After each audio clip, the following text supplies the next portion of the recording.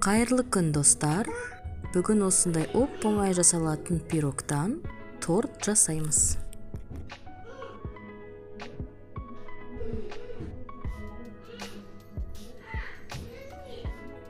Қамырымыз үшін жұмыртқа, қамыр қопсытқыш, қант, осы бокалмен сұйық май және де ұн қажет болады. Жұмыртқаларымызды жарып, үстіне шым-шым тұз қосып, миксермен айналдырамыз.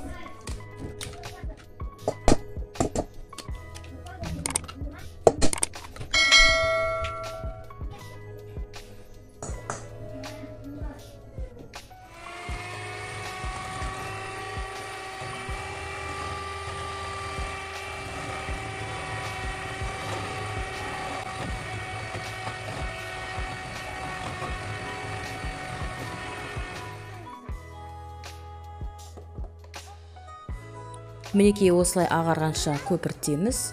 Енді үстіне қант қосып, тағы да 10-12 минут миксермен айналдырамыз.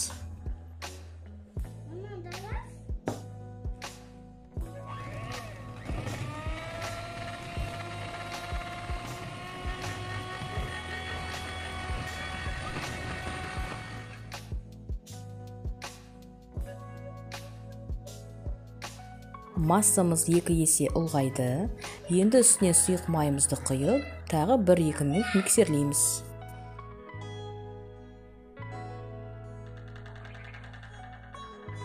Қамыр қопсытқышпен ұнымызды иліктен өткізіп, ақырын, баяу, лопаткамен араластырамыз.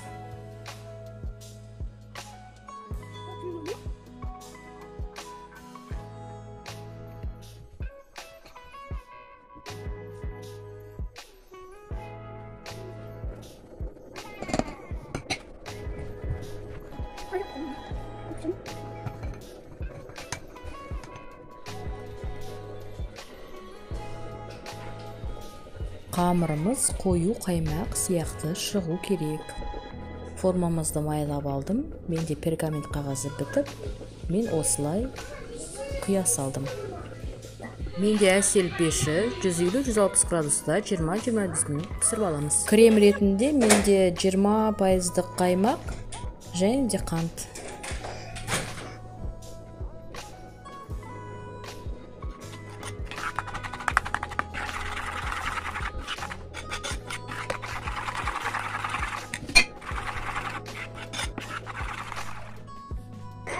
Пирогымыз дайын болды. Оны әбден суытып аламыз. Кейін осындай 4-3 бөліктерге кесіп қоямыз. Пирогымыз өте нәзік болып шығады. Сонда үлпілдек болып, әдемі болып піседі.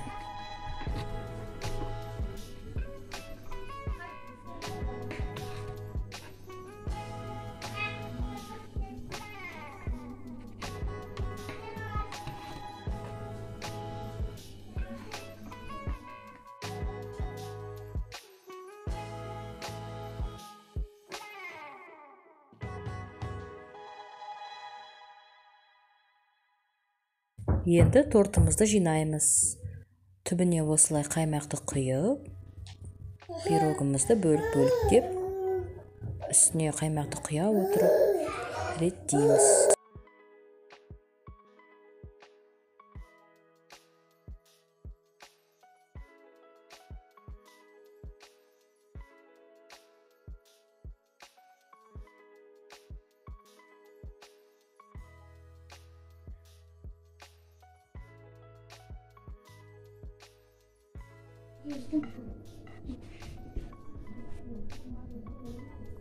Үстіне осындай крошка ағып, немесе өздеріңіз қалағаныңыздай жаңғақ қосуға болады, шоколад.